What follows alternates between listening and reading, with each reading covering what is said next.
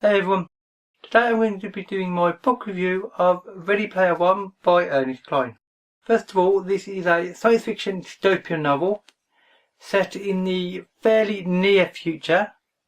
Some of the early events and history of the world is set actually from this year, 2014.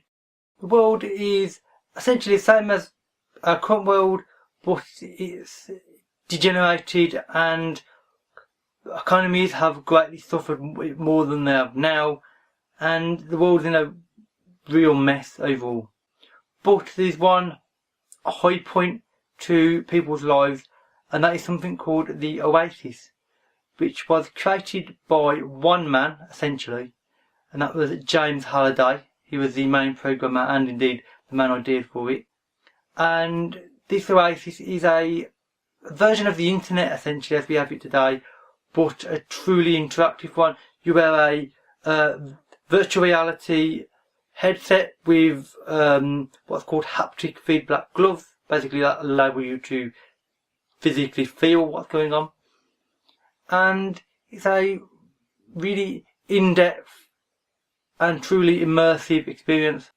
The people in the book are somewhat addicted to this experience because an awful lot of trade and commerce goes on within this world, and because it is essentially the internet but more interactive, it's even more so. The man who created the Oasis, James Halliday, dies without any descendants, but before he does, he has set up a series of Easter eggs hidden within the world of the Oasis, and then upon his death a video has been released. He states in it that if and when the first person to find these Easter eggs hidden in the world finds them, they will inherit his personal fortune, which is truly enormous, and also a controlling share within the company that created the Oasis, so they'll have direct control over it. There are a selection of people that are trying to find this, of course, well, many thousands, in fact tens of thousands, because it's worth so much money.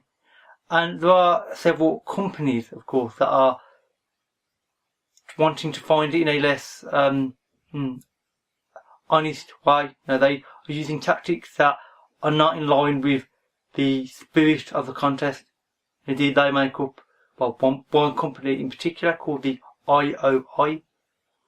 They are the sort of evil sort of corporation or bad guy, so to speak, in the book. The main character in the book is called Wade Watts, or Parzival as he's known within the Oasis. He is a teenager at the start of the book, and essentially he's been trying to find these Easter eggs for years, and he starts having some success with these, and then things spiral outwards from there. I'm not going to go into detail, of course, because of spoilers. The world of the Oasis, I think, is described really well, and indeed the dual world with our world and the virtual Oasis. It's a very interesting concept, and some of the ideas it brings up I find very interesting.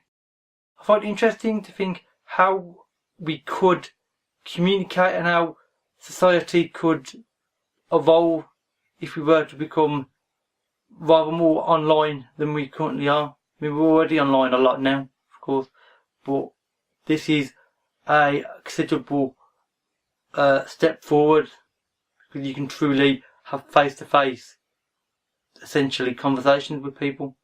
And it's quite a curious idea, but one that I personally find it really interesting. The characters in the book are described actually really well. Wade and his two fellow hunters of the Easter eggs, who are called Artemis and Orc. I may be pronouncing it incorrectly, I'm not sure. The interaction between these three characters I think is really good, and at times it can be a bit awkward because they are talking in an online environment, but that I think is appropriate because online communication with people can be very awkward at points. The other idea that I think is prevalent in the book, at least to a degree anyway, is the idea of society becoming so online based that physical interaction is less important and it can somehow become superior. Now, the book does actually go into this in detail, and indeed Ernest Cline, you can tell that he's thought of this particular point, and he doesn't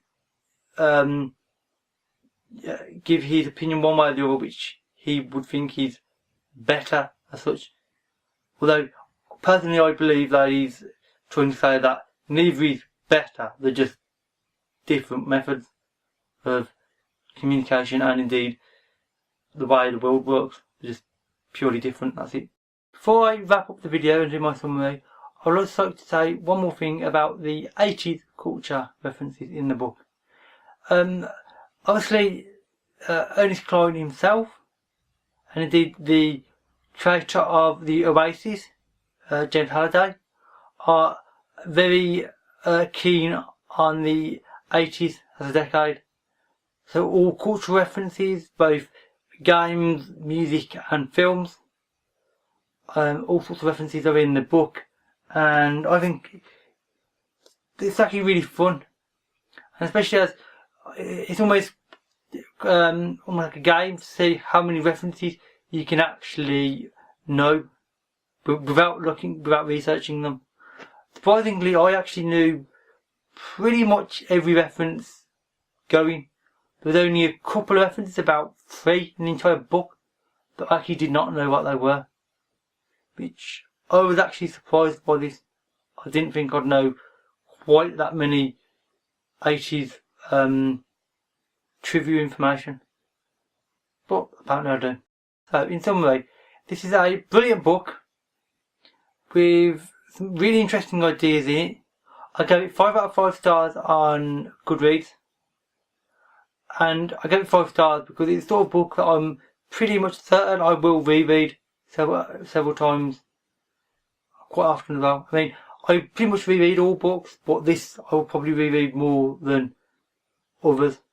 I'd recommend this to anybody who likes science fiction, or if you want to get into the science fiction genre, as it's a lighter, more casual read. It's not a heavy science fiction, which I do indeed have several of there.